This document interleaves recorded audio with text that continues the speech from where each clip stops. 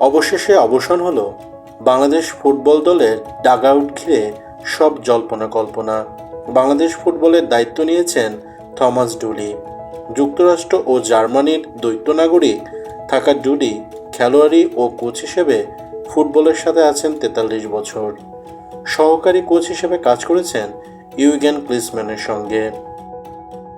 যুক্তরাষ্ট্রের হয়ে ১৯৯৪ সালে বিশ্বকাপে ছিলেন তিনি।